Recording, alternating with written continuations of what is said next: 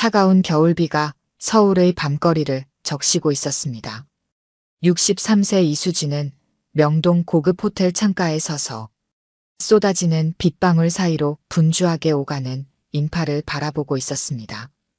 국내 최대 패션 그룹 르벨르의 회장이지만 오늘만큼은 이 도시가 낯설게 느껴졌습니다. 20년 만에 찾은 서울이었지만 이번에는 뭔가 다른 기운이 감돌았습니다. 파리 컬렉션을 성공적으로 마치고 일시적으로 귀국한 이수진은 창밖으로 보이는 서울의 변화된 모습에 감회가 새로웠습니다. 저녁 식사 시간이 되어 이수진은 호텔을 나섰습니다. 고급 레스토랑 예약이 되어 있었지만 오랜만에 서울의 밤거리를 걷고 싶은 충동이 들었습니다. 우산을 받쳐들고 명동 거리를 천천히 걸었습니다. 화려한 쇼윈도와 북적이는 사람들 사이로 이수진은 조용히 걸음을 옮겼습니다. 그때였습니다. 작은 그림자가 이수진의 발걸음을 멈추게 했습니다.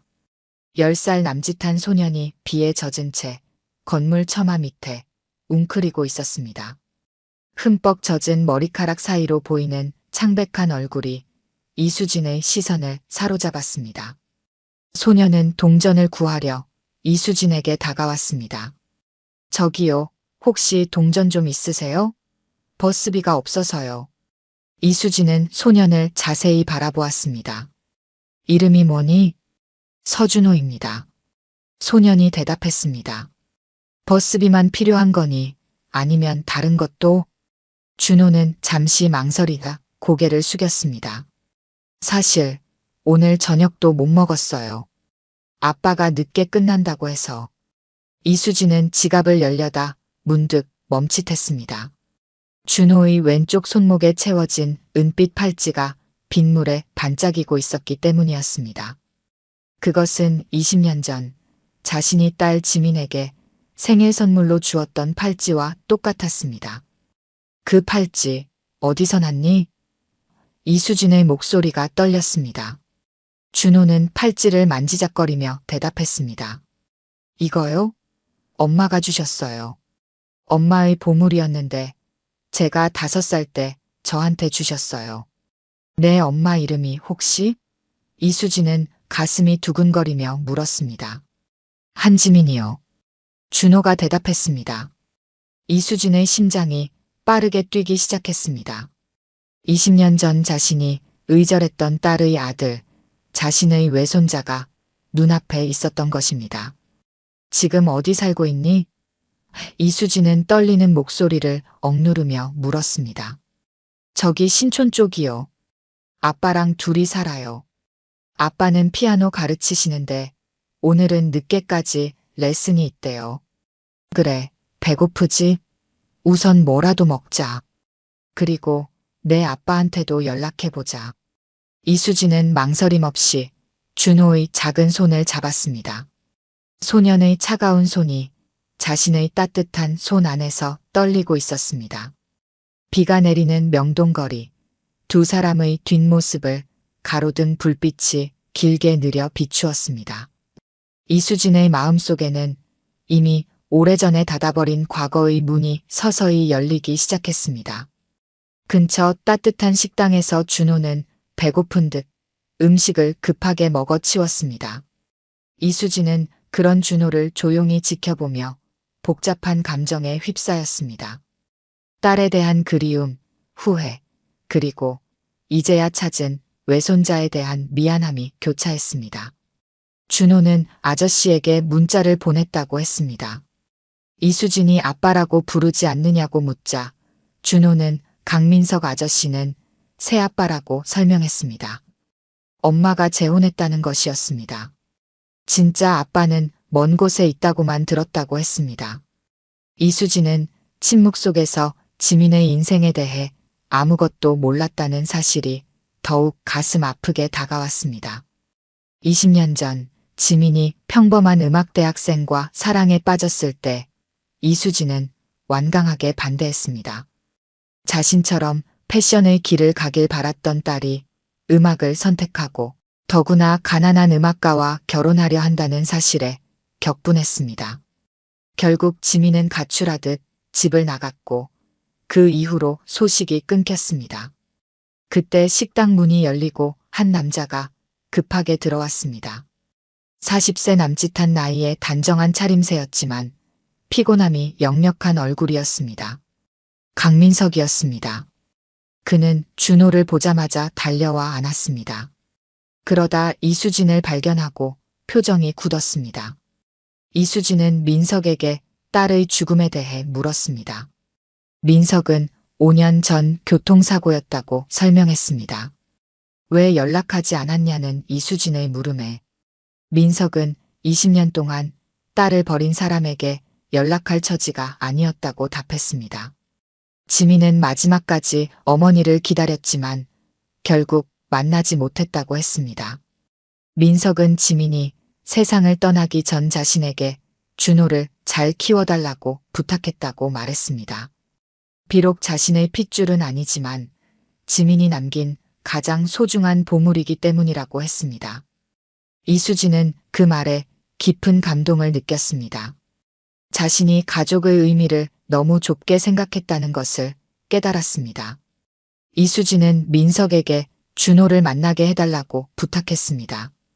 자주 만나서 이제라도 할머니 역할을 하고 싶다고 말했습니다. 민석은 준호를 위한 일이라면 그러겠다고 답했습니다. 일주일 후 이수진은 신촌에 있는 민석의 작은 아파트를 방문했습니다.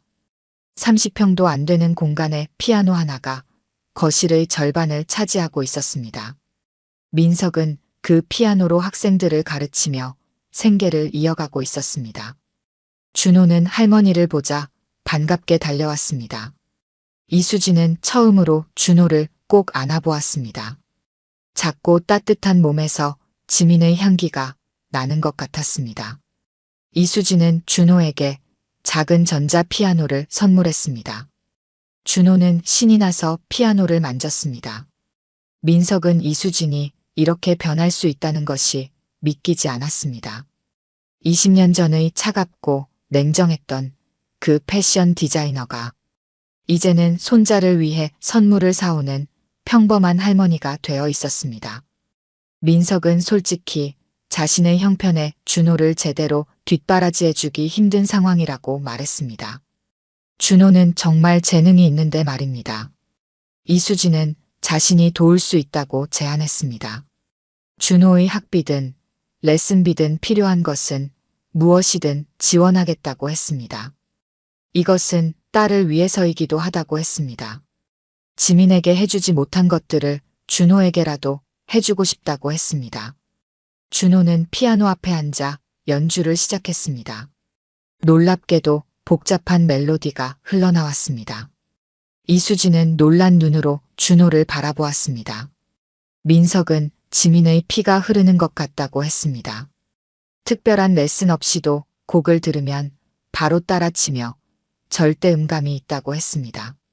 이수진은 준호와 민석에게 자신의 집에서 함께 지내자고 제안했습니다. 준호의 미래를 위해서이고 자신도 외롭다고 했습니다. 이제 와서 가족의 소중함을 깨달았다고 말했습니다. 민석은 준호에게 물어보겠다고 했습니다. 준호는 할머니 집에 피아노가 있냐고 물었습니다. 이수진은 내일이라도 들여놓을 수 있다고 답했습니다. 준호는 가겠다고 했지만 민석도 함께 와야 한다고 했습니다. 이수진은 민석을 위한 피아노 레슨실을 따로 마련해 주겠다고 제안했습니다. 민석은 준호를 위해 동의했습니다. 이렇게 세 사람의 새로운 생활이 시작되었습니다. 이수진의 강남 펜트하우스로 민석과 준호가 이사를 했고 집 한쪽에는 민석을 위한 피아노 스튜디오가 마련되었습니다. 준호는 할머니가 준비한 넓은 방에서 살게 되었고 최고급 그랜드 피아노도 생겼습니다. 하지만 새로운 시작은 항상 쉽지만은 않았습니다. 서로 다른 세계에서 살아온 세 사람이 한 지붕 아래 살게 되면서 예상치 못한 충돌이 시작되었습니다. 이수진의 펜트하우스에서의 생활은 준호에게 완전히 새로운 세계였습니다. 넓은 거실과 바닥부터 천장까지 이어지는 창문, 24시간 대기하는 가사 도우미, 그리고 자신만의 방과 욕실까지 모든 것이 낯설고 어색했습니다. 준호는 고급 레스토랑 셰프 출신의 가정부가 차린 아침 식사 앞에서 숟가락을 들지 못했습니다. 배가 안 고프다며 먹지 않았습니다. 민석은 걱정스러운 표정으로 준호에게 학교에 늦을 것이라며 먹으라고 재촉했습니다. 이수진은 준호를 위해 강남의 유명한 사립초등학교를 알아보았습니다. 음악 교육이 특화된 학교로 준호의 재능을 키우기에 최적의 장소라고 생각했습니다. 등교 시간, 이수진의 고급 세단이 학교 앞에 멈추자 다른 아이들이 호기심 어린 눈으로 쳐다보았습니다. 대부분 재벌가 자제들이 다니는 학교에서도 이수진의 차는 눈에 띄었습니다. 교실에 들어서자 모든 시선이 준호에게 집중되었습니다. 담임 선생님이 준호를 소개했습니다. 쉬는 시간 몇몇 아이들이 준호에게 다가와 이수진의 손자가 맞냐고 물었습니다. 준호가 그렇다고 하자 왜 이제야 전학 왔냐며 의심스러워했습니다. 준호는 최근에 만났다고만 대답했습니다. 소문은 빠르게 퍼졌습니다. 이수진 회장이 갑자기 나타난 손자를 데려와 함께 산다는 이야기가 학교 전체에 퍼지기 시작했습니다. 아이들은 준호를 주운 손자라고 놀리기 시작했습니다. 준호는 점심시간에 혼자 교실 한쪽에서 도시락을 먹었습니다. 전에 다니던 학교에서는 친구들이 많았는데 이곳에서는 모두가 그를 이상한 눈으로 바라보는 것 같았습니다. 하교 시간, 준호는 다른 아이들보다 먼저 교실을 빠져나왔습니다. 학교 정문 앞에서 이수진이 기다리고 있었습니다. 이수진이 학교 생활이 어땠는지 물었지만 준호는 괜찮았다며 억지로 미소를 지었습니다. 그날 저녁 준호는 거의 식사를 하지 않았습니다. 민석은 걱정스러운 눈빛으로 준호를 바라보았습니다. 준호의 방에서 민석은 무슨 일이 있었는지 물었고 준호는 결국 울음을 터뜨렸습니다. 아이들이 자신을 주운 손자라고 놀렸다고 했습니다. 할머니가 자신을 버렸다가 다시 주었다는 이야기를 한다고 했습니다. 민석은 준호를 꼭 안아주었습니다. 그는 이것이 단순한 적응 문제가 아님을 알았습니다. 준호가 겪는 정체성의 혼란과 소속감의 부재는 쉽게 해결될 문제가 아니었습니다. 이수진도 이 상황을 지켜보며 깊은 고민에 빠졌습니다. 자신이 준호에게 최고의 환경을 제공했다고 생각했지만 정작 아이에게 필요한 것은 물질적인 풍요로움이 아니라는 것을 깨닫기 시작했습니다. 다음 날 아침 이수진은 준호에게 오늘은 학교에 가지 않고 함께 시간을 보내자고 제안했습니다. 그리고 음악 콩쿠르가 있는데 참가해보면 어떻겠냐고 물었습니다. 준호는 눈을 반짝이며 정말로 참가해도 되냐고 물었습니다. 이렇게 준호는 새로운 목표를 갖게 되었습니다. 하지만 학교에서의 어려움은 계속되었습니다. 그럼에도 불구하고 콩쿠르를 준비하며 점차 자신감을 찾아가기 시작했습니다. 민석은 매일 저녁 준호와 함께 피아노를 연습했고 이수진은 그 모습을 지켜보며 서서히 진정한 가족의 의미를 배워가고 있었습니다. 봄이 찾아온 어느 날 이수진은 거실에서 흘러나오는 피아노 소리에 발걸음을 멈췄습니다. 준호가 연주하는 쇼팽의 녹턴이었습니다. 몇 주 전부터 민석의 지도로 준호는 점점 더 복잡한 곡들을 연주하기 시작했습니다. 이수진은 그 자리에 서서 연주가 끝날 때까지 움직이지 않았습니다. 연주가 끝나고 이수진은 준호에게 다가가 정말 아름답게 연주한다고 말했습니다. 준호는 할머니도 좋아하냐고 물었습니다. 이수진은 준호의 어머니도 음악을 정말 좋아했다고 말했습니다. 하지만 자신은 그것을 이해하지 못했다고 고백했습니다. 이제야 음악의 아름다움을 조금씩 알아가고 있다고 했습니다. 준호야, 내 피아노 선생님이 어떻게 지내시니? 이수진이 물었습니다. 준호는 최근에 이수진이 소개해준 유명한 피아니스트에게 레슨을 받기 시작했습니다. 김 교수님은 엄청 까다로우세요. 한 소절만 틀려도 처음부터 다시 치라고 하세요. 하지만 정말 많이 배우고 있어요. 준호의 목소리에는 힘듦과 자부심이 함께 묻어났습니다. 민석은 주방에서 커피를 마시며 그 모습을 지켜보고 있었습니다. 그는 준호가 이렇게 빠르게 성장하는 모습을 보며 자랑스러움을 느꼈습니다. 동시에 준호가 점점 더 높은 수준의 음악 세계로 들어가는 것에 대한 두려움도 있었습니다. 자신의 가르침만으로는 더 이상 준호를 이끌어줄 수 없다는 것을 알았기 때문입니다. 다음 날 아침, 민석은 이수진의 집무실을 찾았습니다. 이수진은 파리 패션쇼 준비를 위한 디자인, 스케치를 검토하고 있었습니다. 들어오세요. 이수진이 말했습니다. 잠시 이야기 좀 할 수 있을까요? 민석이 조심스럽게 물었습니다. 이수진은 안경을 벗고 민석을 바라보았습니다. 예전과 달리 이제는 민석을 가족으로 받아들이고 있었습니다. 무슨 일이에요? 준호에 관해서입니다. 요즘 그 아이의 실력이 놀라울 정도로 발전하고 있어요. 전국 청소년 피아노 콩쿠르가 2달 후에 있는데 준호를 참가시키려고 합니다. 이수진의 눈이 커졌습니다. 정말요? 그렇게 실력이 좋아요? 네, 김 교수님도 준호의 재능은 보기 드물다고 하셨어요. 특히 음악적 감성이 뛰어나다고요. 민석의 얼굴에는 자부심이 가득했습니다. 이수진은 잠시 생각에 잠겼습니다. 콩쿠르 준비에 필요한 건 무엇이든 말씀하세요. 제가 도울게요.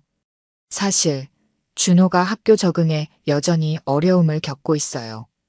콩쿠르 준비와 병행하기가 힘들 것 같습니다. 민석의 얼굴에 걱정이 스쳤습니다. 이수진은 책상에 놓인 캘린더를 바라보았습니다. 그럼 잠시 홈스쿨링은 어떨까요? 콩쿠르가 끝날 때까지만요. 그동안 학교 공부는 가정교사를 붙여드릴게요. 민석은 고개를 끄덕였습니다. 그게 좋을 것 같습니다. 감사합니다. 그날 저녁 이수진과 민석은 준호에게 콩쿠르 참가 계획을 이야기했습니다. 준호의 눈이 반짝였습니다. 정말요? 제가 콩쿠르에 나가도 돼요? 물론이지. 내 재능을 마음껏 보여줄 수 있는 기회야. 이수진이 말했습니다. 준호는 기뻐하며 두 어른을 번갈아 바라보았습니다. 근데 학교는요? 콩쿠르가 끝날 때까지 잠시 집에서 공부하기로 했단다. 가정교사 선생님이 오실 거야. 민석이 준호의 머리를 쓰다듬으며 말했습니다.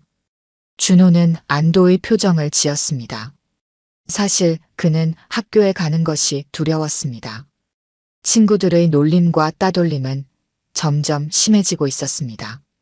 그날부터 준호의 콩쿠르 준비가 본격적으로 시작되었습니다.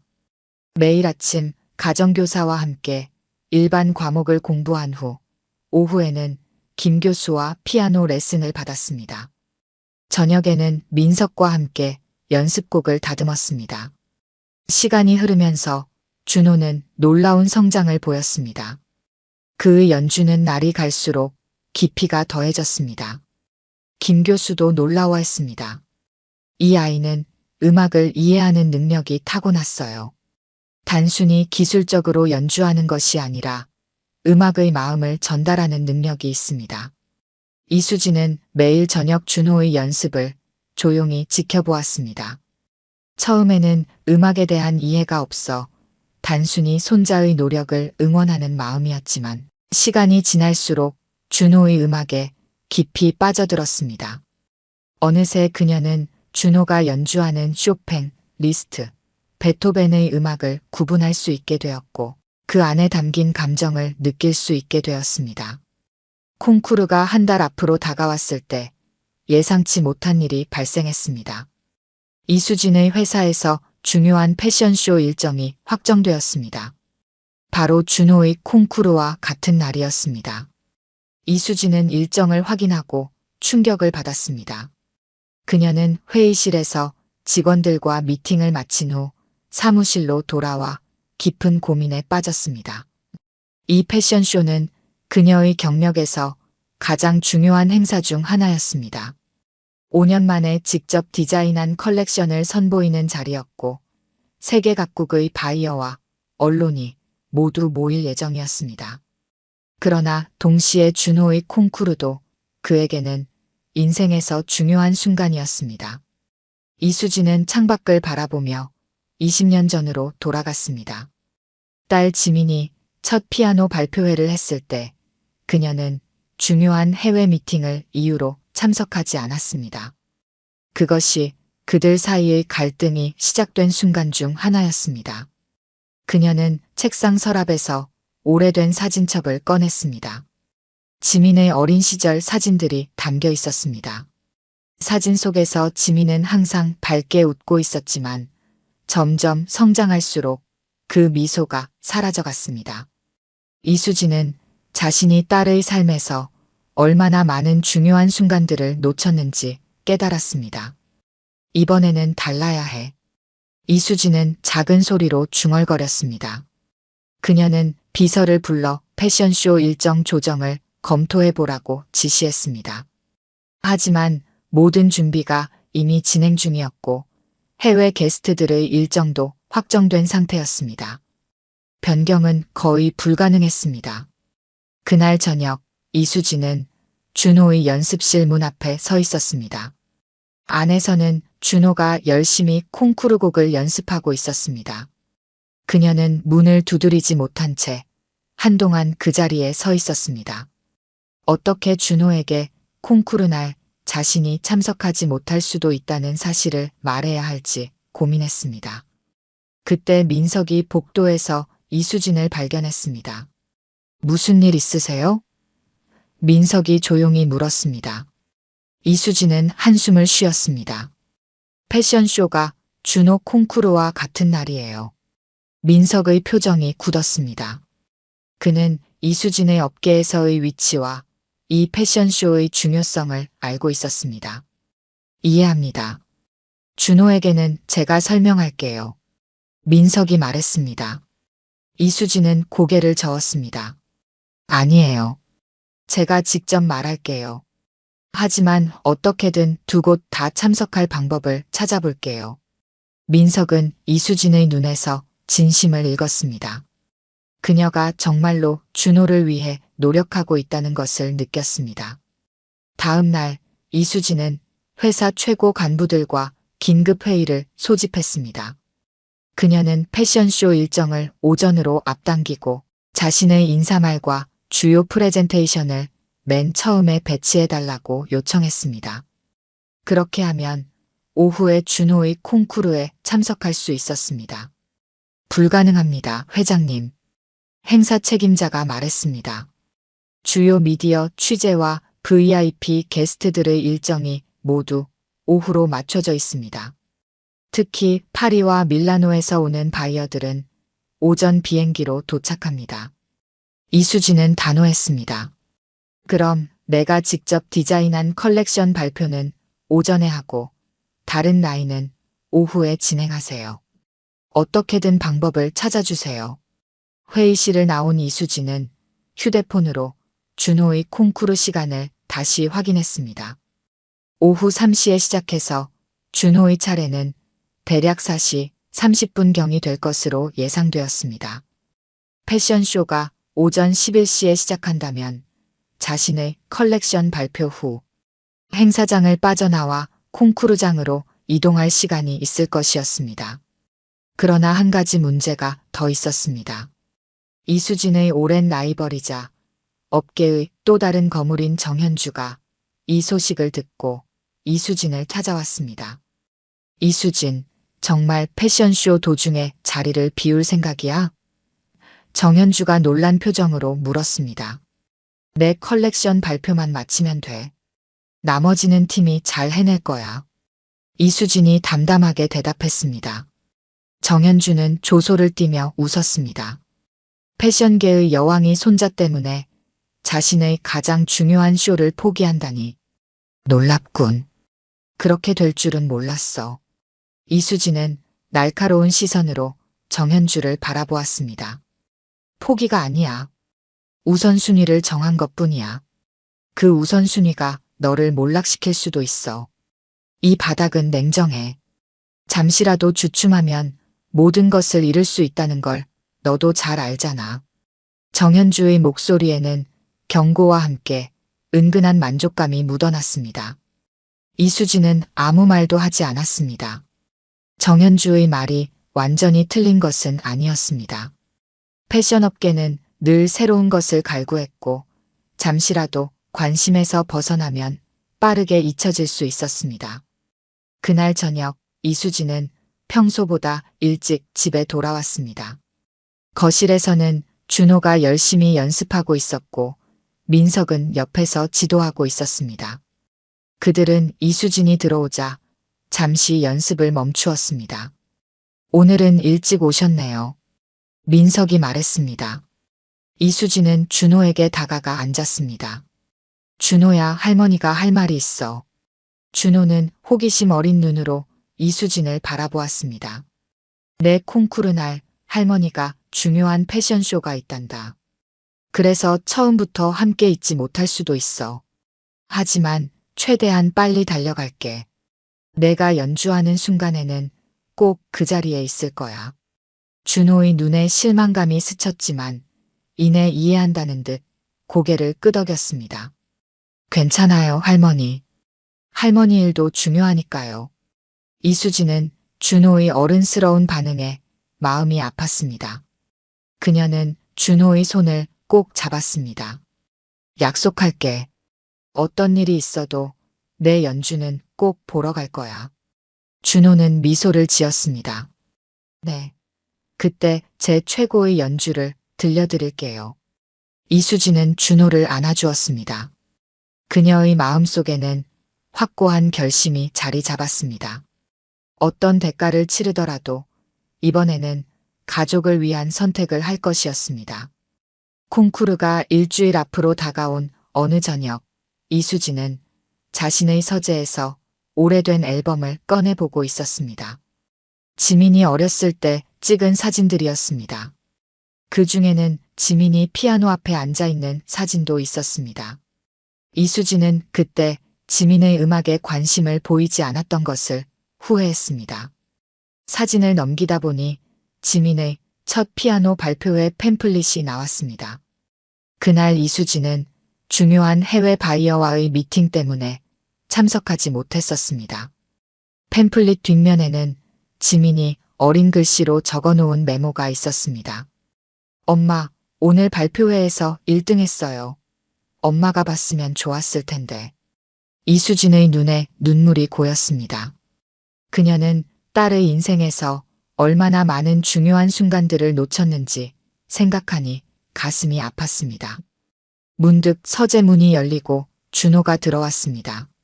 할머니, 제가 방해 좀 해도 될까요? 준호가 조심스럽게 물었습니다. 이수진은 서둘러 눈물을 닦았습니다. 물론이지. 들어오렴. 준호는 이수진이 보고 있던 앨범에 호기심을 보였습니다. 이수진은 준호를 불러 함께 앨범을 보았습니다. 이건 내 엄마가 어렸을 때 찍은 사진이란다. 이수진이 설명했습니다. 준호는 엄마의 어린 시절 모습을 처음 보는 것이었습니다. 그는 사진 속 지민을 물끄러미 바라보았습니다. 엄마가 저랑 닮았네요. 준호가 말했습니다. 그래, 정말 많이 닮았구나. 이수진이 준호의 머리를 쓰다듬으며 말했습니다. 준호는 피아노 앞에 앉은 지민의 사진을 가리켰습니다. 엄마도 피아노를 쳤어요? 그럼. 내 엄마는 어릴 때부터 음악을 정말 좋아했단다. 하지만 할머니는 그때 내 엄마의 재능을 제대로 알아주지 못했어. 이수진의 목소리에는 후회가 묻어났습니다. 준호는 잠시 생각에 잠겼습니다. 그럼 제가 피아노 치는 건 엄마한테 물려받은 거예요? 이수진은 미소를 지었습니다. 그런 것 같구나. 내 안에 엄마의 재능이 살아있는 거야. 준호의 눈이 반짝였습니다. 그는 마치 엄마와 연결된 것 같은 느낌을 받았습니다. 할머니, 전 콩쿠르에서 꼭 1등 할 거예요. 엄마를 위해서요. 이수진은 준호를 꼭 안아주었습니다. 그래. 할머니는 내가 무슨 일을 하든 응원할게. 그 순간 이수진은 중요한 결정을 내렸습니다. 패션쇼 일정을 어떻게든 조정해서라도 준호의 콩쿠르에 전체를 참석하기로 한 것입니다. 이번에는 과거의 실수를 반복하지 않겠다고 다짐했습니다. 다음 날 아침, 이수진은 회사에 도착하자마자 비서를 불렀습니다. 패션쇼 일정을 전면 재조정해 주세요. 내 컬렉션은 오전 중으로 모두 선보일 수 있도록요. 오후이시면 행사장을 나설 수 있게 해주세요. 비서는 놀란 표정이었지만 고개를 끄덕였습니다. 알겠습니다, 회장님. 하지만 많은 조정이 필요할 것 같습니다. 어떤 조정이 필요하든 해주세요. 이건 제게 정말 중요한 일입니다. 비서가 나간 후 이수진의 사무실 문이 다시 열렸습니다. 이번에는 회사의 부사장 김태우였습니다. 회장님, 패션쇼 일정 변경에 대해 들었습니다. 정말 확실하신가요? 해외 바이어들과 언론사들이 이미 일정을 확정했습니다. 변경하면 상당한 혼선이 있을 수 있습니다. 이수진은 단호하게 대답했습니다. 태우 씨, 우리 회사가 20년 넘게 업계를 선도해왔어요. 한 번의 일정 변경으로 무너질 만큼 약하지 않아요. 김태우는 한숨을 쉬었습니다. 정현주 회장이 이 소식을 들었다고 합니다. 그녀가 이 틈을 노려 우리 주요 바이어들에게 접근하고 있다는 소문이 있습니다. 이수진의 표정이 굳었습니다. 정현주는 20년 넘게 그녀의 라이벌이었고 항상 르벨르 그룹의 자리를 넘보고 있었습니다. 그녀가 뭘 하든 상관없어요. 우리는 우리의 길을 갈 뿐입니다. 이수진이 말했습니다. 그러나 그녀의 마음속에는 불안함이 자리 잡았습니다. 정현주가 이 기회를 어떻게 활용할지 충분히 예상할 수 있었습니다. 그날 저녁 이수진이 집으로 돌아오자 현관에서부터 격렬한 피아노 소리가 들렸습니다. 준호가 콩쿠르 곡을 열심히 연습하고 있었습니다. 이수진은 조용히 거실로 들어가 소파에 앉아 준호의 연주를 듣기 시작했습니다. 리스트의 라 캠파넬라였습니다. 기교적으로 매우 어려운 곡이었지만 준호의 작은 손가락이 건반 위에서 놀라운 속도와 정확성으로 움직였습니다. 그러나 중간에 갑자기 준호가 연주를 멈추고 좌절한 표정으로 건반을 내려다보았습니다. 안 돼. 여기서 자꾸 실수해. 준호가 중얼거렸습니다. 민석이 옆에서 준호를 격려했습니다. 괜찮아, 준호야. 다시 시도해보자. 이 부분은 좀 더 천천히 연습해보자. 준호는 다시 같은 부분을 천천히 연습하기 시작했습니다. 한음 한음 정확하게 짚어가며 실수했던 부분을 극복하려고 노력했습니다.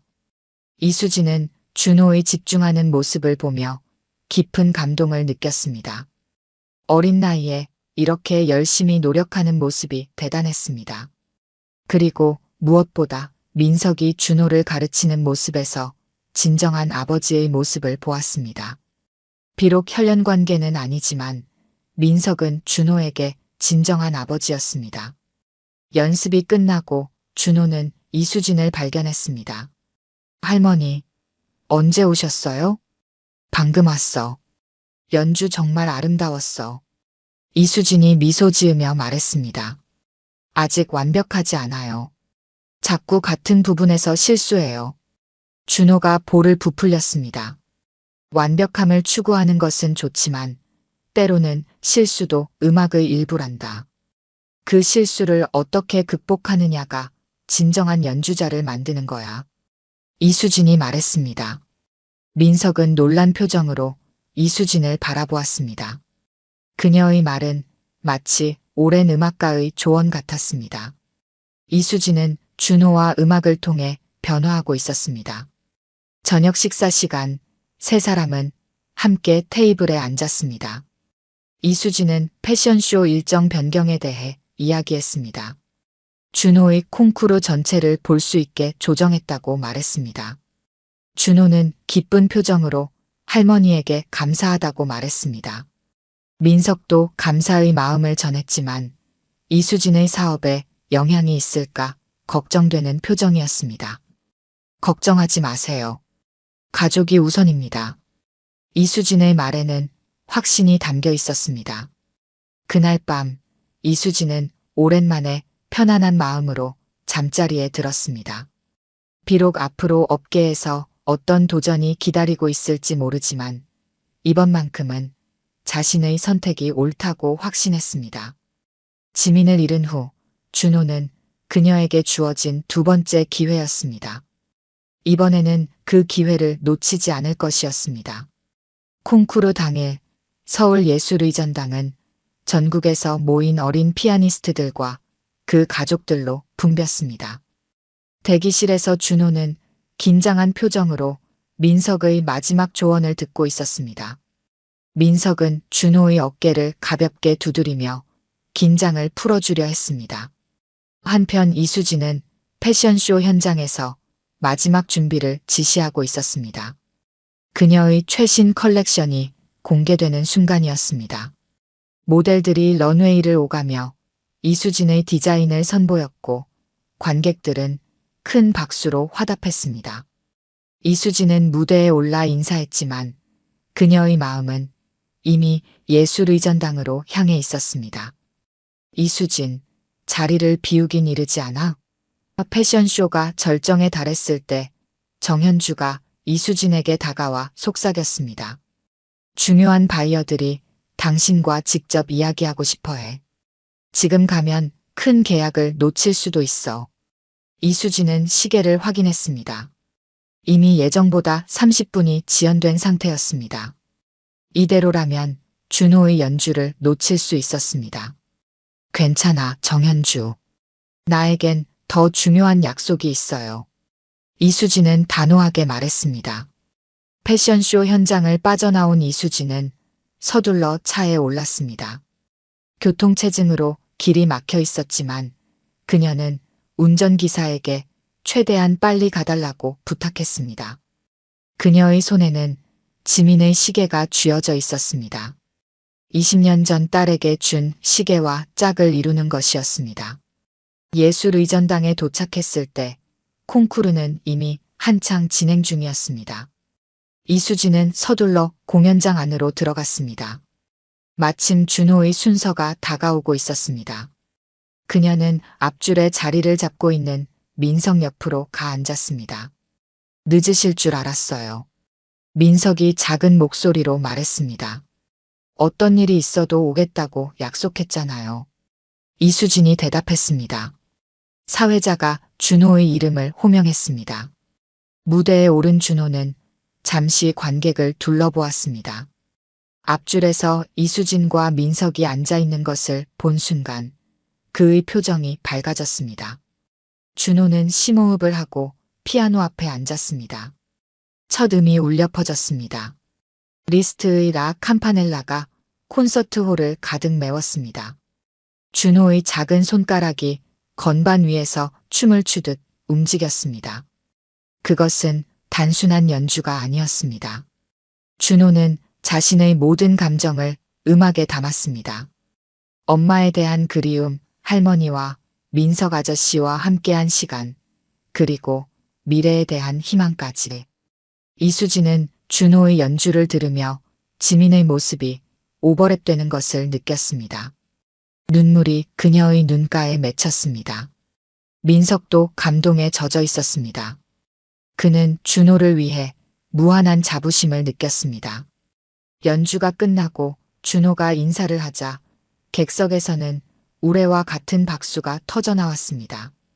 관객들은 기립박수를 보냈고 심사위원들도 감동한 표정이었습니다. 시상식에서 준호는 금상을 수상했습니다. 트로피를 받은 준호는 무대 아래 이수진과 민석을 바라보며 환하게 웃었습니다. 그것은 단순한 콩쿠르 우승이 아니라 세 사람 모두에게 새로운 시작을 의미했습니다. 시상식 후 이수진은 휴대폰을 확인했습니다. 수십 통의 부재중 전화와 메시지가 와 있었습니다. 패션쇼 현장에서 그녀의 부재로 인한 혼란이 있었던 것 같았습니다. 특히 중요한 해외 바이어들과의 미팅이 취소되었다는 소식도 있었습니다. 문제가 있나요? 민석이 걱정스럽게 물었습니다. 이수진은 휴대폰을 가방에 넣으며 미소 지었습니다. 아무것도 아니에요. 해결할 수 있는 일이에요. 그녀는 준호에게 다가가 꼭 안아주었습니다. 정말 자랑스러워, 준호야. 내 연주는 완벽했어. 준호는 행복한 표정으로 트로피를 들어 보였습니다. 엄마를 위한 거예요. 엄마가 하늘에서 봤을 거예요. 그렇죠? 이수진은 고개를 끄덕였습니다. 물론이지. 엄마는 항상 너를 지켜보고 있을 거야. 세 사람은 손을 잡고 공연장을 나왔습니다. 봄비가 내리기 시작했지만 그들의 마음은 따뜻했습니다. 이수진은 업계에서의 지위와 명성이 흔들릴지도 모른다는 불안감이 있었지만 준호와 민석과 함께하는 한순간이 그 어떤 성공보다 값진 것임을 알았습니다. 다음 날 아침 이수진은 회사에 출근했습니다. 예상대로 상황은 좋지 않았습니다.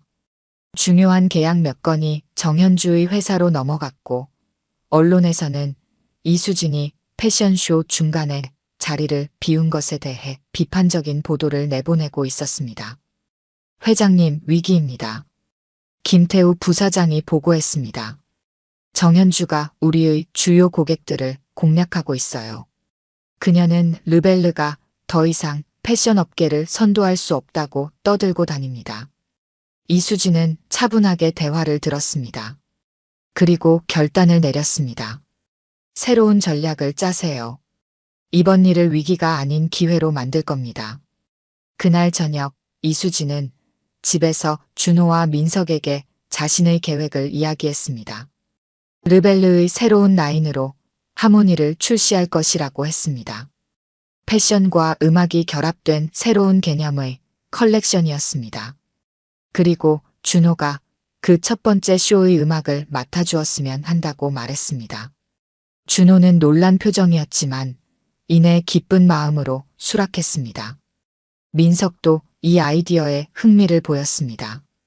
그는 음악 감독으로서 이수진의 패션쇼에 참여하게 되었습니다. 이렇게 세 사람은 서로의 세계를 공유하기 시작했습니다. 이수진은 준호의 음악을, 준호는 할머니의 패션을, 민석은 두 사람의 재능을 연결하는 역할을 했습니다. 그들은 진정한 가족이 되어가고 있었습니다. 가을이 깊어가던 어느 날 이수진의 대저택에서는 특별한 행사가 열렸습니다. 하모니 컬렉션 론칭을 기념하는 프라이빗 쇼였습니다. 패션계의 주요 인사들과 음악계 인사들이 함께 초대되었습니다. 행사장은 르벨르의 최신 디자인으로 꾸며졌고 중앙에는 그랜드 피아노가 놓여 있었습니다. 그것은 이수진이 준호를 위해 특별히 주문 제작한 것이었습니다. 피아노 몸체에는 르벨르의 로고와 함께 작은 음표들이 새겨져 있었습니다. 손님들이 모이기 시작했습니다. 정현주도 초대받았습니다. 그녀는 르벨르가 침체기에 빠졌다고 생각했기에 이 행사가 어떻게 진행될지 궁금해하며 참석했습니다.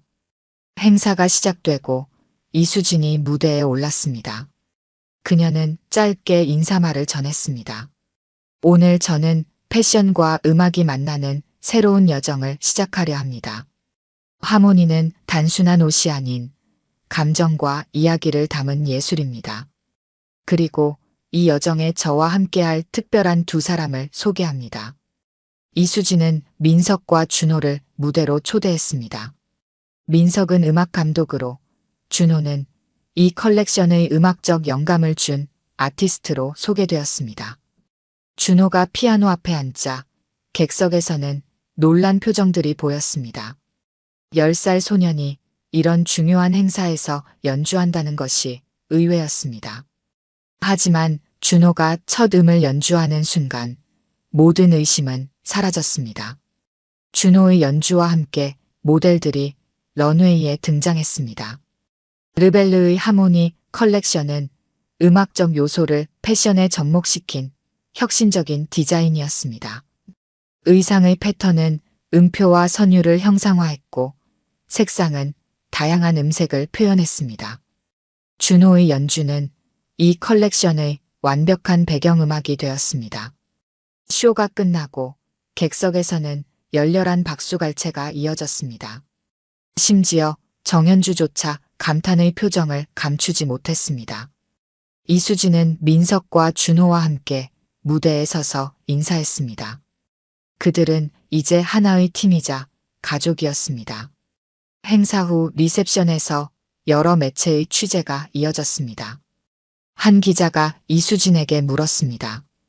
이번 컬렉션은 매우 개인적인 이야기를 담고 있다고 들었습니다.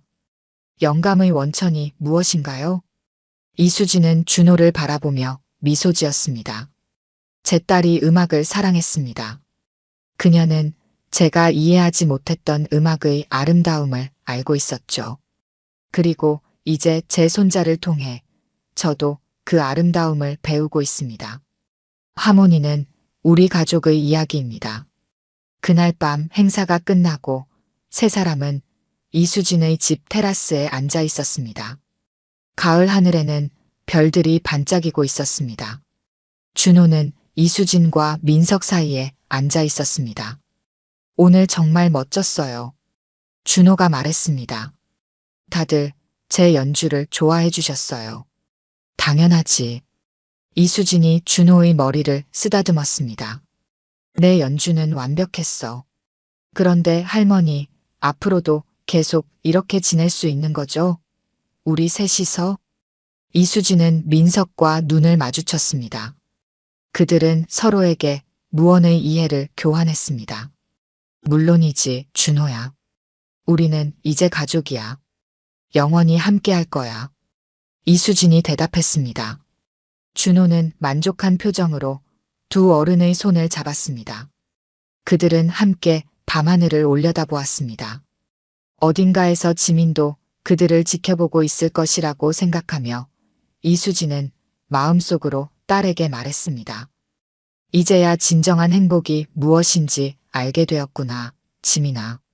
늦었지만 엄마가 너의 아들을 잘 돌볼게. 가을바람이 세 사람 주위를 감쌌습니다. 그것은 마치 새로운 시작을 축복하는 듯 했습니다. 이수진, 민석, 그리고 준호는 이제 과거의 상처를 치유하고 새로운 가족으로서의 여정을 시작했습니다. 그들의 이야기는 이제 막 시작되었습니다. 오늘 들려드린 이야기가 여러분의 마음에 작은 울림이 되었기를 바랍니다. 아까 깜빡하신 분들이 계셨다면 좋아요와 구독 부탁드려요. 다음 사연을 들려드리는데 큰 힘이 된답니다. 그리고 여러분의 이야기도 댓글로 들려주세요. 다음 이야기 때 또 뵙겠습니다. 대구의 겨울은 유난히도 차가웠다. 매서운 북풍이 수성못의 잔잔한 수면을 덮치며 잔물결을 일으켰고 호숫가에 자리 잡은 작은 카페는 그 찬 기운을 막아서듯 따뜻한 불빛을 내뿜고 있었다. 이른 아침부터 카페를 준비하던 이경숙 사장의 눈길이 자주 창 밖으로 향했다. 20해가 넘도록 이곳을 지켜온 그녀는 수성못의 모든 표정을 읽을 수 있었다. 오늘따라 유난히 거세게 이는 바람 속에 그녀는 무언가 다른 기운이 느껴졌다. 카페 안은 이미 아침 손님들로 북적이고 있었다. 은은한 클래식 음악이 흐르는 가운데 사람들은 저마다의 아침을 즐기고 있었다. 구석자리에서는 노트북을 펼쳐놓은 대학생이 과제에 몰두해 있었고 창가에는 단정한 정장 차림의 직장인들이 출근 전 잠시 여유를 즐기고 있었다. 사장님, 오늘도 이른 아침부터 수고가 많으시네요. 단골 손님인 김 교수가 카운터에 기대어 말을 건넸다. 은퇴를 앞둔 그는 매일 아침 이곳에서 신문을 읽는 것이 일과였다. 아니에요, 교수님. 매일 오시는 손님들 덕분에 힘이 나죠. 오늘은 아메리카노 말고 다른 커피 한번 드셔보시는 건 어떠세요? 경숙은 정성스레 원두를 갈며 대답했다. 그녀의 주름진 손가락 사이로 커피 향이 피어올랐다. 바로 그때였다. 카페의 문이 열리며 차가운 바람이 휘몰아쳤다. 문간에 선 남자의 모습에 카페 안의 공기가 순식간에 얼어붙었다. 달아진 점퍼에 곳곳이 기운 낡은 운동화, 며칠째 면도를 하지 않은 듯한 거친 수염. 하지만 60대로 보이는 그 남자의 눈빛만은 날카로웠다. 세상과 타협하지 않겠다는 듯한 꼿꼿한 자세와 누구의 동정도 받지 않겠다는 듯한 굳은 표정이 인상적이었다. 카페 안의 분위기가 순식간에 바뀌었다. 커피를 마시던 손님들의 숟가락 소리가 멈추었고 이야기 소리도 잦아들었다. 젊은 여성 손님 둘은 얼른 가방을 끌어안았고 창가에 앉아있던 회사원은 불편한 기색이 역력한 얼굴로 자리를 피했다. 이야기를 시작하기 전에 구독과 좋아요 꼭 눌러주시고 매일 배달되는 사연 들어보세요. 알림 설정까지 해두시면 이야기가 올라오자마자 들으실 수 있답니다. 저기 사장님. 아르바이트생인 지은이가 난처한 표정으로 경숙을 바라보았다. 지은의 눈빛에는 이런 사람 어떻게 해야 하나요? 라는 물음이 가득했다. 어서 오세요. 경숙의 목소리는 여전히 차분했다. 그녀는 천천히 카운터에서 나와 남자 앞으로 걸어갔다. 가까이서 보니 남자의 옷에서는 찬 겨울바람 냄새가 났다. 춥고 목이 마른데 돈이 없어서요. 괜찮으시면 따뜻한 물 한 잔만 마실 수 있을까요? 얼른 마시고 나가겠습니다. 김경수는 입술을 깨물었다. 목소리는 거칠었지만 그 속에 담긴 자존심만은 여전했다. 경숙은 그의 눈빛 속에서 무언가를 발견했다. 그것은 세상을 향한 분노도 자신을 향한 연민도 아닌 잃어버린 무언가를 찾고자 하는 간절함이었다.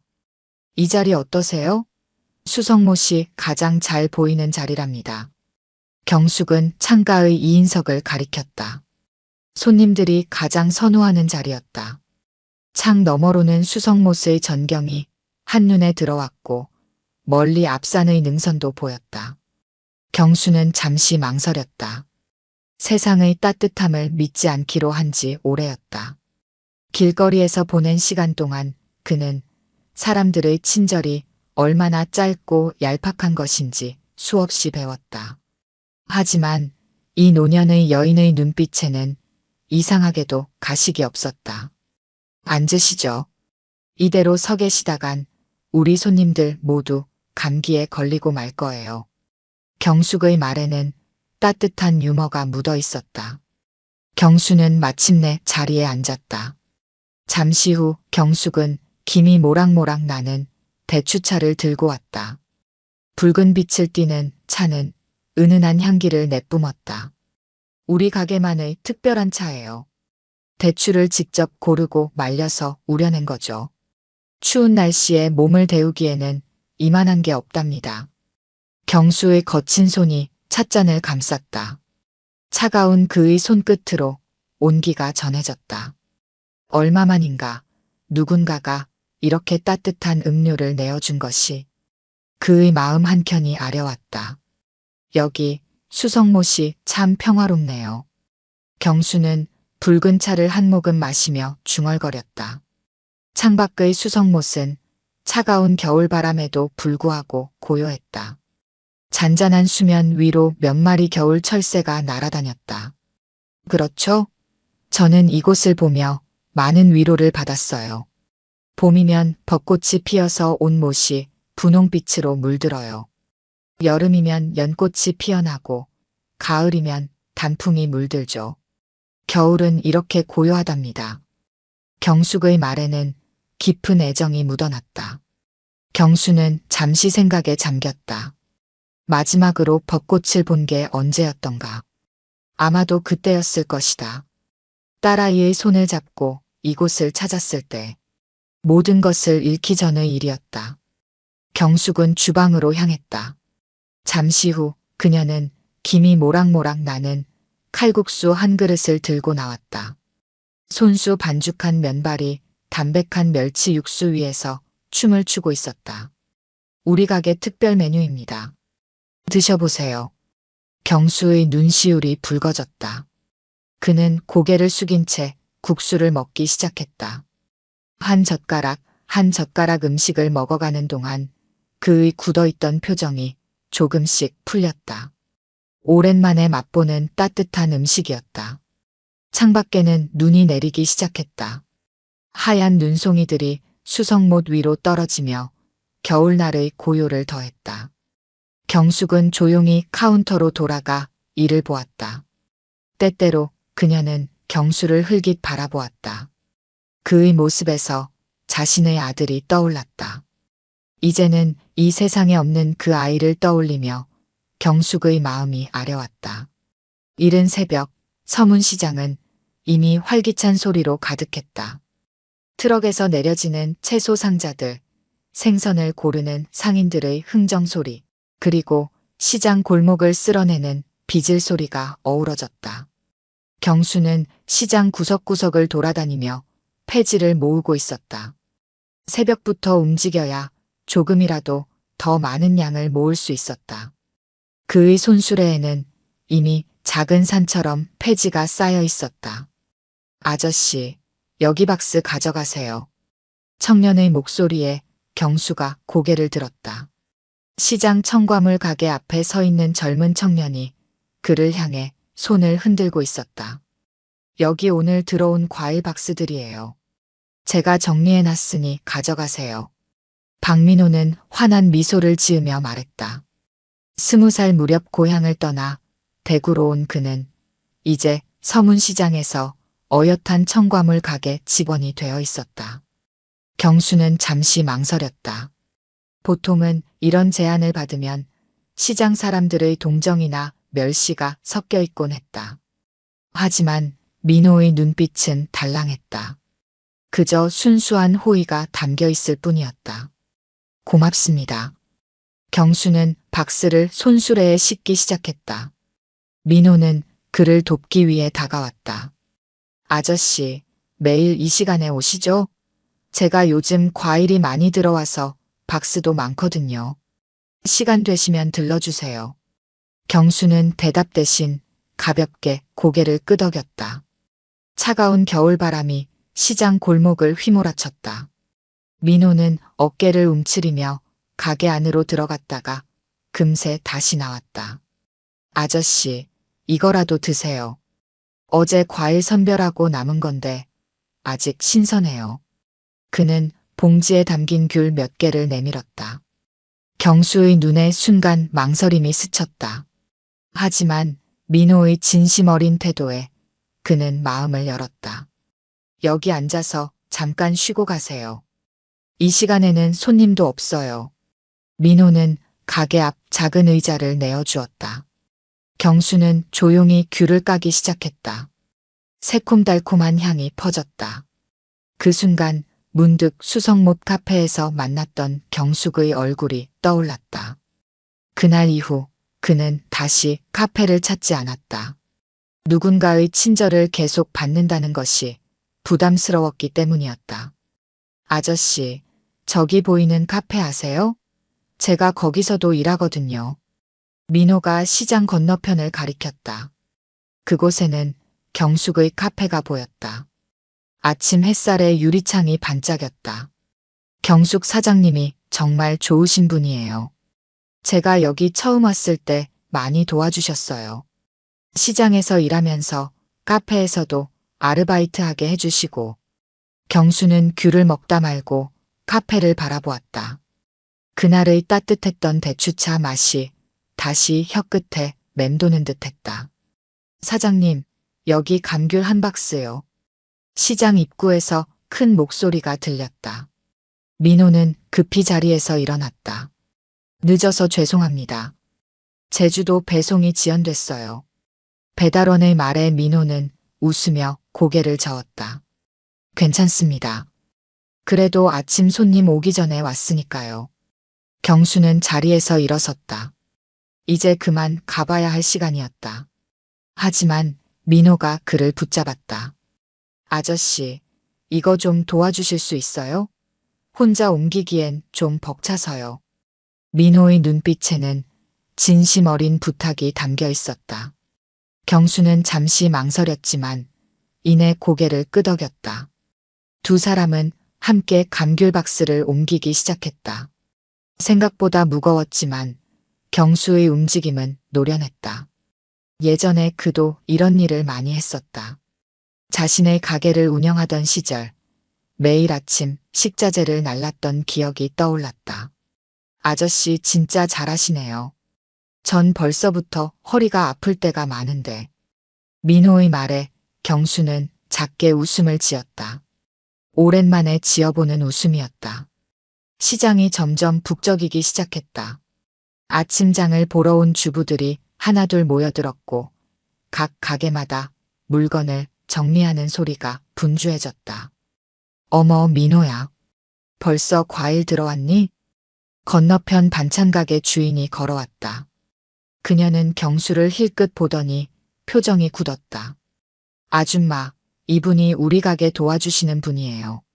민호가 재빨리 말했다. 반찬가게 주인은 잠시 망설이다 고개를 끄덕였다.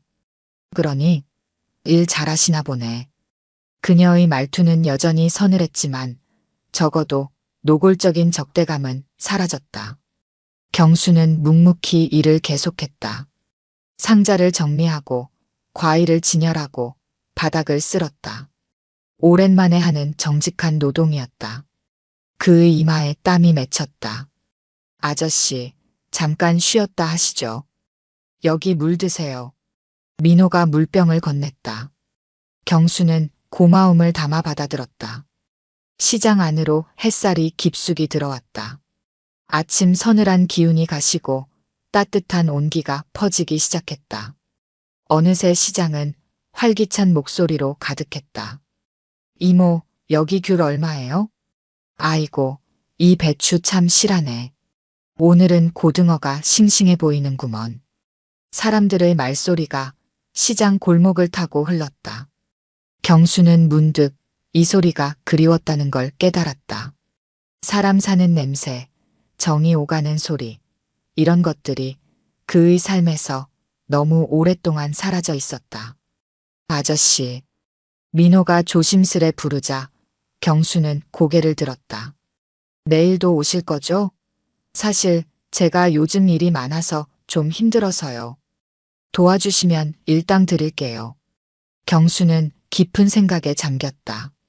그동안 그는 누군가와 함께 일하는 것을 거부해왔다. 사람들과 엮이는 것이 두려웠다. 하지만 오늘 이 시장에서 느낀 따뜻함이 그의 마음을 조금씩 녹이고 있었다. 알겠습니다. 그의 대답에 민호의 얼굴이 환하게 밝아졌다. 정말요? 다행이다. 그럼 내일 아침에 뵐게요. 아, 그리고 점심시간에는 제가 경숙 사장님 카페에서 일하는데 거기서 식사하시면 어떨까요? 사장님이 맛있는 걸 많이 해주시거든요. 경수는 대답하지 않았다. 하지만 그의 마음 한켠에서는 작은 기대감이 움텄다. 어쩌면 이것이 새로운 시작이 될 수도 있을 것 같았다. 대구의 겨울 햇살이 카페 유리창을 비추고 있었다. 경숙은 매일 그랬듯이 창가 자리를 정리하고 있었다. 지난번 경수가 앉았던 자리였다. 그 후로 며칠이 지났지만 그의 깊은 눈빛은 여전히 그녀의 마음에 남아 있었다. 사장님, 오늘은 일찍 오셨네요. 민호가 앞치마를 매며 카페로 들어왔다. 그의 얼굴에는 평소와 다른 설렘이 가득했다. 무슨 좋은 일이라도 있니? 경숙이 물었다. 네, 오늘부터 우리 과일 가게에서 일하실 분이 계셔서요. 아침에 벌써 많이 도와주셨어요. 점심때쯤 모시고 올 것 같아요. 경숙은 민호의 말에 귀를 기울였다. 시장에서 새로 일하게 된 사람이라. 그녀는 문득 며칠 전 만났던 경수가 떠올랐다. 하지만 설마 그 사람일까? 사장님, 혹시 지난번에 여기 오셨던 그분 기억하세요?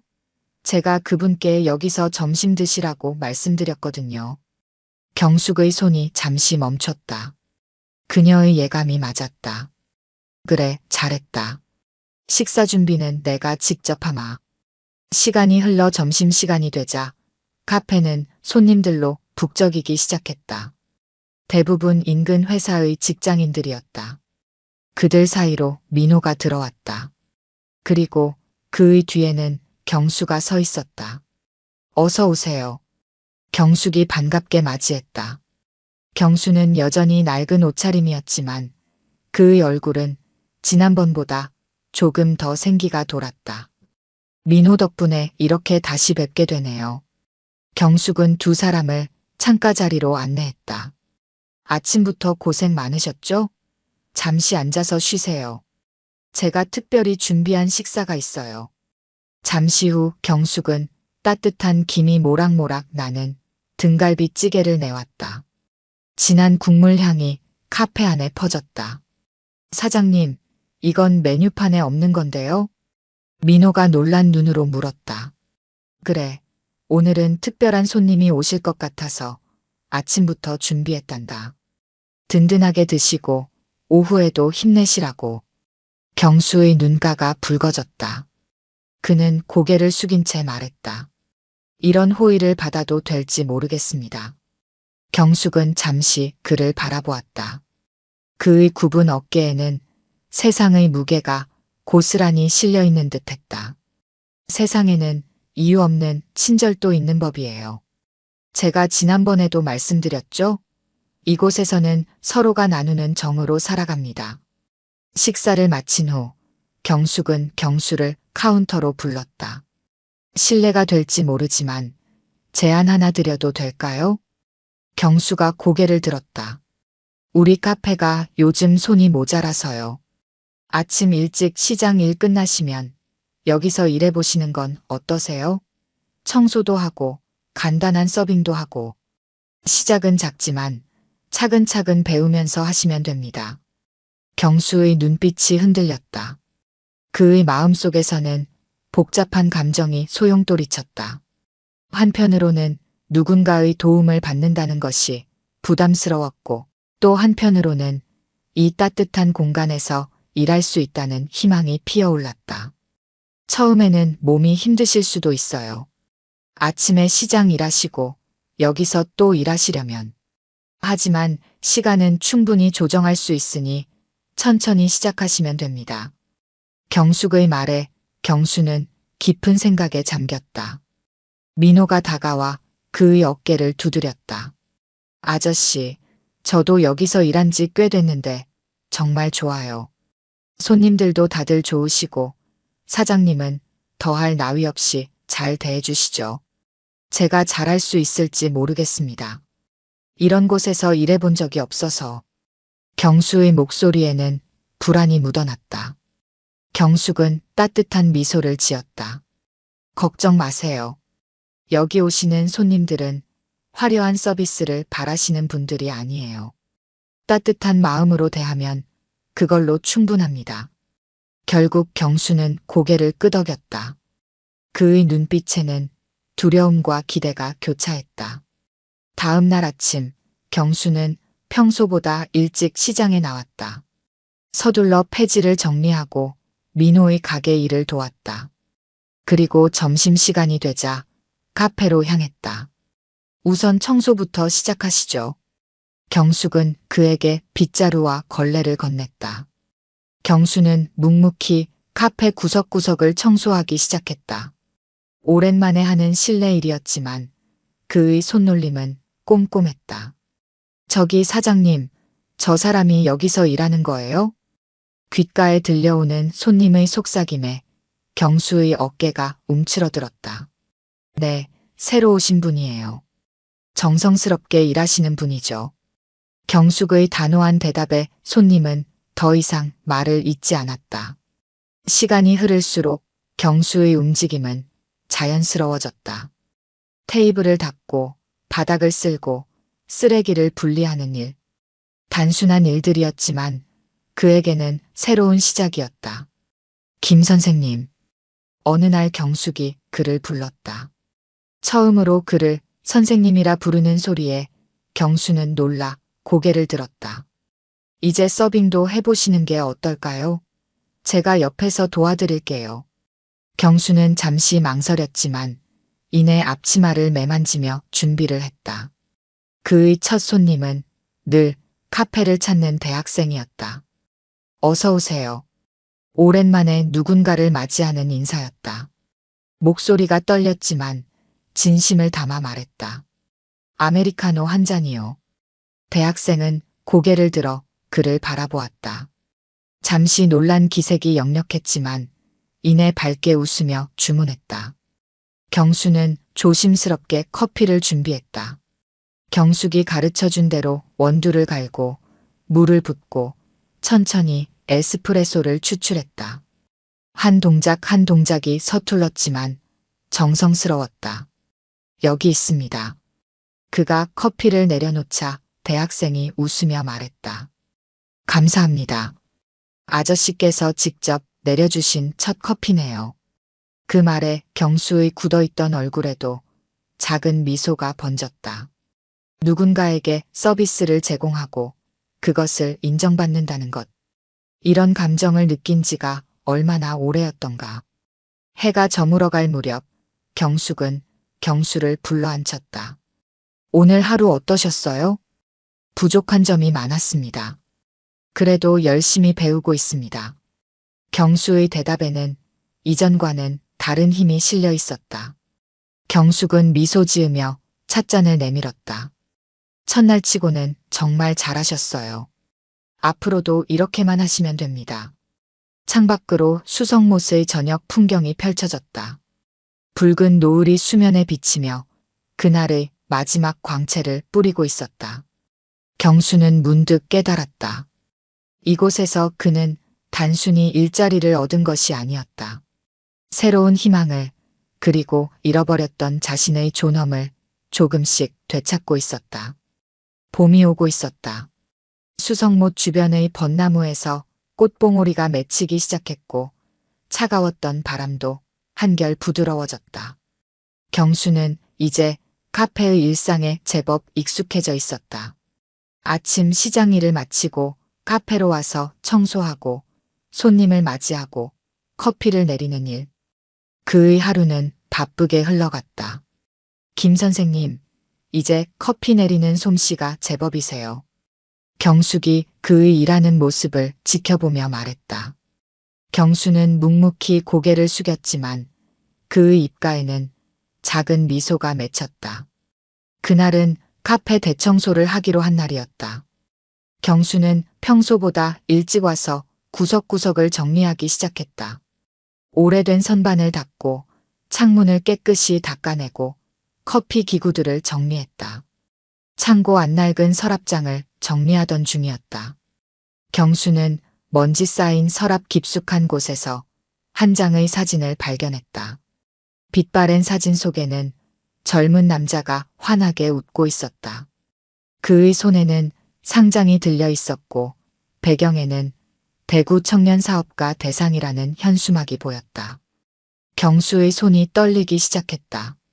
사진 속 그 얼굴은 너무나 선명했다. 그가 평생 잊을 수 없는 얼굴. 자신의 인생을 나락으로 떨어뜨린 바로 그 사람이었다. 김 선생님, 창고는 다 정리하셨나요? 경숙의 목소리에 경수는 흠칫 놀랐다. 하지만 그녀는 이미 창고 안으로 들어와 있었다. 그리고 경수의 손에 들린 사진을 보았다. 그 사진은, 그 사람은 경숙의 목소리가 떨렸다. 이 사람, 이정우 씨지요? 경수의 목소리는 쉬어 있었다. 그의 눈에는 분노와 고통이 뒤섞여 있었다. 경숙은 한동안 아무 말도 하지 못했다. 그녀의 얼굴이 창백하게 변했다. 그럼 선생님께서도 혹시? 네. 저는 이정우 씨에게 사기를 당한 수많은 피해자 중 한 명입니다. 공기가 얼어붙었다. 오직 카페 안에서 흘러나오는 클래식 음악만이 이 무거운 침묵을 채우고 있었다. 제가 가진 것 전부를 투자했습니다. 가게도, 집도, 저축도 모두. 그는 큰 수익을 약속했죠. 하지만 그것은 모두 거짓이었습니다. 경수의 목소리가 떨렸다. 부모님은 그 충격으로 쓰러지셨고 결국 돌아가셨습니다. 아내는 저를 떠났고 딸아이의 얼굴도 다시는 보지 못했습니다. 제가 가진 것, 제가 사랑하던 모든 것을 잃었습니다. 경숙은 천천히 벽에 기대어 앉았다. 그녀의 눈에서 눈물이 흘러내렸다. 죄송합니다. 정말 죄송합니다. 그녀의 목소리는 가늘게 떨렸다. 이정우는 제 아들입니다. 경수는 그 자리에 굳어버렸다. 그동안 자신에게 따뜻한 손길을 내밀어준 사람이 바로 그 사람의 어머니였다니. 아들은 이미 이 세상 사람이 아닙니다. 경숙이 천천히 말을 이었다. 도주 중에 사고를 당했어요. 하지만 그의 죄는 고스란히 제 가슴에 남아 있습니다. 이 카페를 연 것도 사람들에게 조금이나마 위로가 되고 싶어서였습니다. 그 일 이후로 저는 매일 아들의 죄를 생각하며 살았습니다. 얼마나 많은 사람들이 고통받았는지, 얼마나 많은 인생이 무너졌는지. 그래서 결심했습니다. 비록 작은 카페지만 이곳에서 지친 사람들에게 작은 위로라도 건네고 싶었습니다. 경수의 손에서 사진이 바닥으로 떨어졌다. 그의 온몸이 떨리고 있었다. 알고 계셨습니까? 제가 누구인지. 경수의 목소리는 낮고 무거웠다. 아니요. 전혀 몰랐습니다. 하지만 선생님의 눈빛에서 깊은 상처를 받습니다. 그래서 더욱 마음이 아팠나 봅니다. 경숙은 천천히 일어나 경수 앞에 무릎을 꿇었다. 용서를 빌 자격도 없다는 걸 압니다. 하지만 이렇게 사죄하고 싶었습니다. 제 아들이 저지른 모든 잘못에 대해. 일어나세요. 경수가 말했다. 그런 모습을 보이지 마세요. 이제 어떻게 해야 할지 모르겠습니다. 선생님께서 이곳을 떠나신다면 그것도 당연한 결정일 것입니다. 경숙의 목소리는 흔들렸다. 그때 카페 문이 열리며 민호가 들어왔다. 사장님, 아저씨, 무슨 일 있으세요? 둘 다 대답하지 않았다. 민호는 바닥에 떨어진 사진을 주었다. 이분이 누구신가요? 내 아들이야. 경숙이 대답했다. 많은 사람들에게 큰 상처를 주고 떠난 아들이지. 민호는 잠시 사진을 바라보다가 경수를 바라보았다. 그의 눈빛이 달라진 것을 본 민호는 무언가를 직감한 듯 했다. 저는 이만 가보겠습니다. 경수가 말했다. 그는 앞치마를 벗어 카운터에 걸어두었다. 김 선생님. 경숙이 불렀다. 더 이상 아무 말씀도 하지 마세요. 지금은 아무 말도 들을 수 있는 상태가 아닙니다.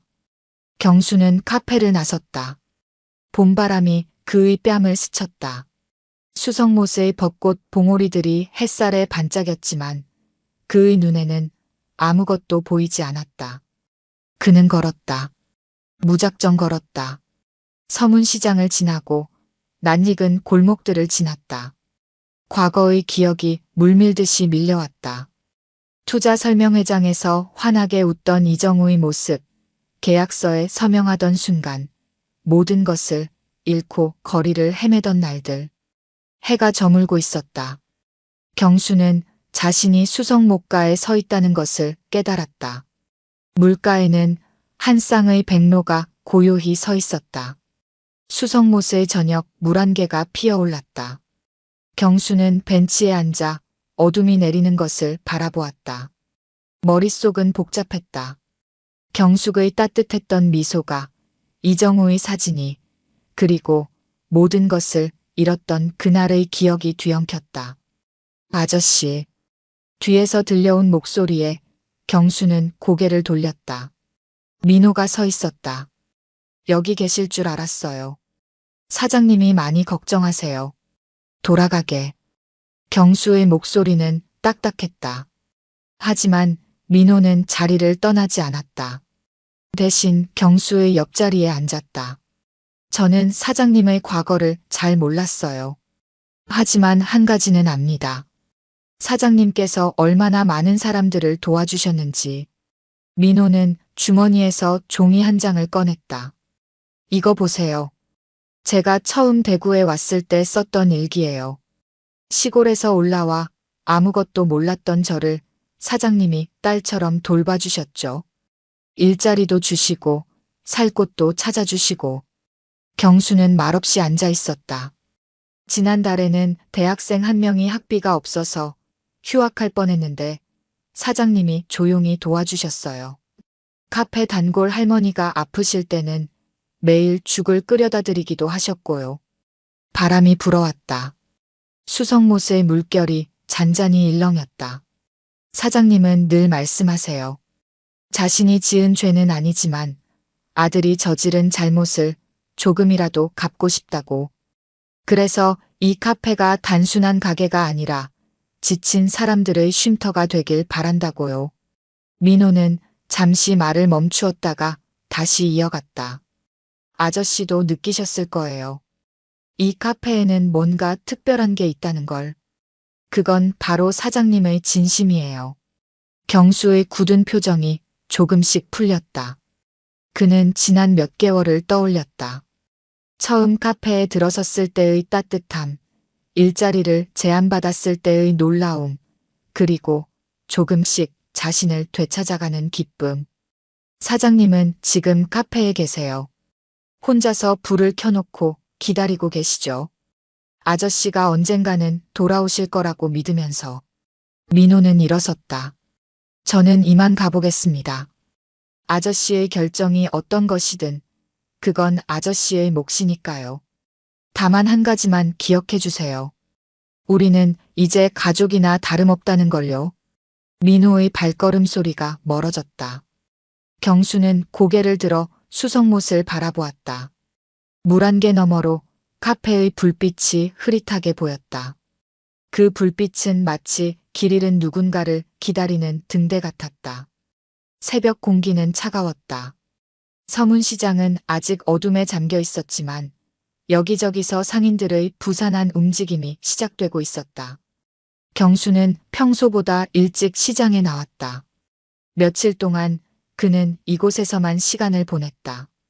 폐지를 줍고 좌판을 도우며 하루하루를 보냈다. 아저씨, 오늘도 일찍 나오셨네요.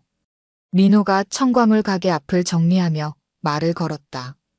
경수는 고개만 끄덕였다. 민호는 더 말을 잇지 않았다. 대신 조용히 박스를 정리해 경수의 손수레에 실어주었다. 아침이 밝아오자 시장은 활기를 띠기 시작했다. 생선 가게에서는 호루라기를 불며 손님을 부르는 소리가 들리고 반찬 가게에서는 된장찌개 냄새가 풍겨왔다. 아이고, 김 선생님. 반찬 가게 주인이 경수를 불러 세웠다. 처음에는 경계하던 그녀의 눈빛이 이제는 한결 부드러워져 있었다. 요즘 카페에서 안 보이시던데 무슨 일 있으세요? 경수는 대답 대신 고개를 숙였다. 언제 한번 들르세요. 우리 가게 김치 사장님이 참 좋아하시던데. 그녀의 말에 경수의 발걸음이 잠시 멈췄다. 시장 곳곳에서 그를 기억하는 사람들이 말을 걸어왔다. 생선 가게 아저씨는 고등어를 한 마리 건네며 요즘 살이 많이 빠지신 것 같아 걱정이네요. 라고 말했고, 채소 가게 할머니는 카페 사장님이 많이 기다리실 텐데 하고 걱정스러운 눈빛을 보냈다. 점심시간이 되자 시장은 더욱 북적였다.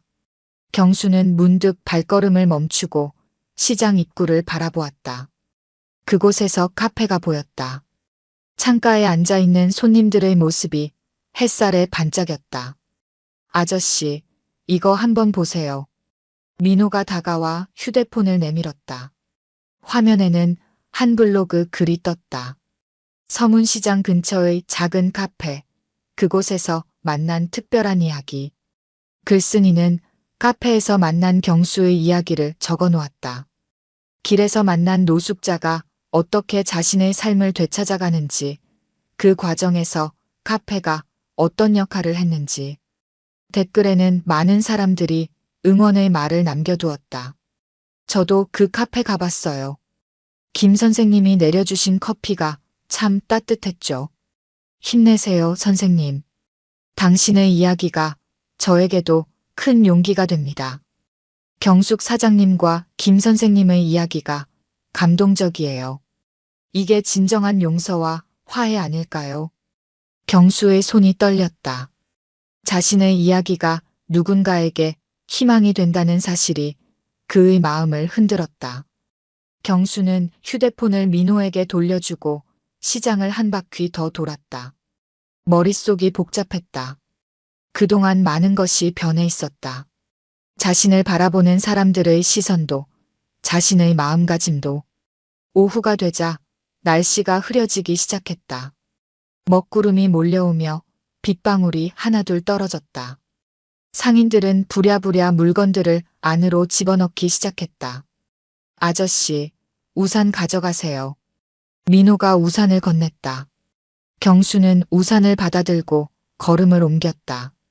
그의 발걸음은 어느새 카페 앞에 멈춰 있었다. 유리창 너머로 익숙한 풍경이 보였다. 경숙은 늘 그랬듯이 카운터에서 일하고 있었다. 하지만 그녀의 어깨는 평소보다 무거워 보였다. 문을 열자 종소리가 울렸다. 카페 안의 모든 시선이 문으로 향했다. 경숙은 고개를 들었다. 그녀의 눈에 놀라움이 스쳤다. 김 선생님. 그녀의 목소리가 떨렸다. 경수는 천천히 카운터로 걸어갔다. 제가 돌아와도 될까요? 경숙의 눈에서 눈물이 흘러내렸다. 당연하죠. 이곳은 언제나 선생님의 자리가 있으니까요. 경수는 앞치마를 꺼내 둘렀다. 그의 동작은 이전과 달리 자신감이 넘쳤다. 손님들이 많이 기다리셨어요. 특히 아침마다 오시는 김 교수님께서 선생님이 내리는 커피가 가장 맛있다고 하셨죠. 경수는 에스프레소 머신 앞에 섰다. 원두를 갈고 탬핑하고 추출하는 과정이 이제는 자연스러웠다. 커피를 내리는 동안 그는 깨달았다.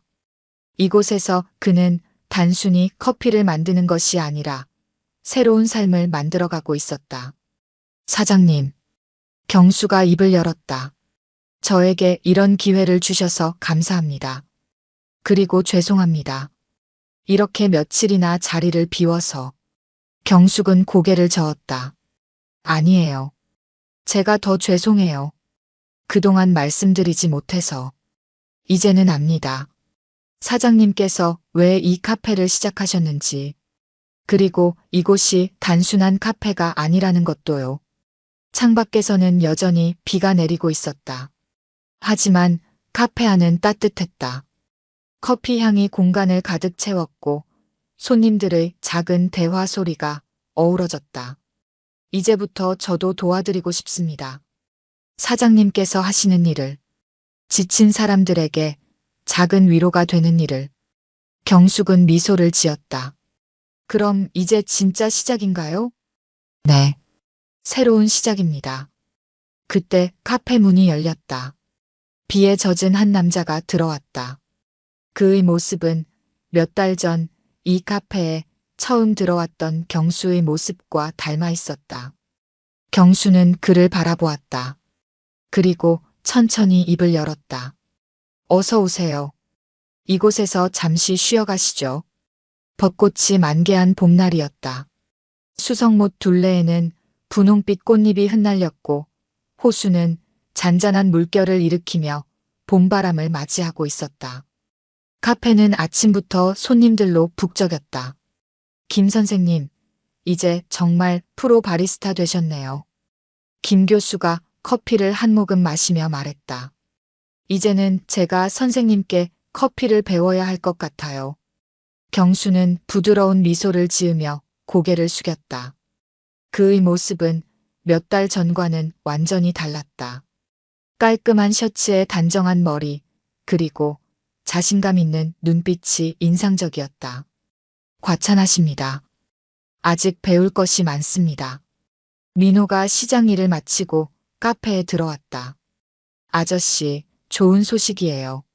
시장 상인회에서 우리 카페를 시장 투어 코스에 넣기로 했대요. 이제 관광객들도 많이 올 것 같아요. 경숙은 창가에 서서 수성못을 바라보고 있었다. 봄볕에 반짝이는 호수는 마치 새로운 시작을 알리는 것만 같았다. 사장님, 경수가 다가왔다. 제가 한 가지 제안드리고 싶은 게 있습니다. 무슨 일인가요? 카페 한켠에 작은 상담 공간을 마련하면 어떨까요? 제가 경험했던 것처럼 인생의 어려움을 겪는 분들을 위해서요. 무료 상담도 하고 필요하다면 일자리도 연결해주고. 경숙의 눈이 밝아졌다. 그거 정말 좋은 생각이네요. 선생님처럼 새로운 시작이 필요한 분들이 많으실 테니까요. 그때 카페 문이 열리며 한 남자가 들어왔다. 지난달부터 카페에서 일하기 시작한 박상철 씨였다. 그도 한때는 거리를 떠돌던 사람이었다. 경수가 그를 카페로 이끌었고 이제는 어엿한 직원이 되어 있었다. 선생님, 오늘도 많이 배웠습니다. 상철이 경수에게 인사했다. 우리는 모두 서로에게 배우는 중이지요. 경수가 답했다. 오후가 되자 햇살이 더욱 따뜻해졌다. 카페 테라스에는 벚꽃잎이 살포시 내려앉았다. 경수는 잠시 일손을 멈추고 수성못을 바라보았다. 참 신기하죠? 경숙이 그의 옆에 섰다. 작년 겨울 처음 이곳에 들어오셨을 때가 생각나네요. 네. 그때는 몰랐습니다. 제 인생이 이렇게 달라질 거라는 걸요. 우리 모두가 달라졌어요. 선생님도, 저도, 그리고 이 카페도요. 창 밖으로 한 노인이 천천히 걸어가는 모습이 보였다. 허리가 굽어 있었고 옷차림도 초라했다. 저분을 한번 초대해 볼까요? 경숙이 말했다.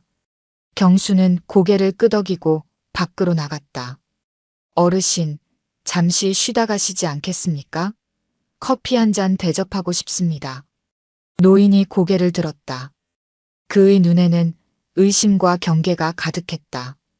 경수는 그 눈빛을 잘 알고 있었다. 자신이 그러했듯이 저도 한때는 길에서 지냈습니다. 하지만 누군가의 따뜻한 손길이 있었기에 지금 여기 있습니다. 어르신의 이야기도 듣고 싶습니다. 봄바람이 불어왔다. 수성못에 벚꽃이 흩날렸다. 노인은 잠시 망설이다 천천히 고개를 끄덕였다. 경수는 노인을 카페로 안내했다. 이제 새로운 이야기가 시작될 차례였다. 수성못에서 시작된 작은 기적은 또 다른 기적을 만들어내고 있었다. 오늘 들려드린 이야기가 여러분의 마음에 작은 울림이 되었기를 바랍니다. 아까 깜빡하신 분들이 계셨다면 좋아요와 구독 부탁드려요.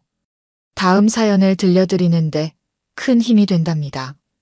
그리고 여러분의 이야기도 댓글로 들려주세요. 다음 이야기 때 또 뵙겠습니다.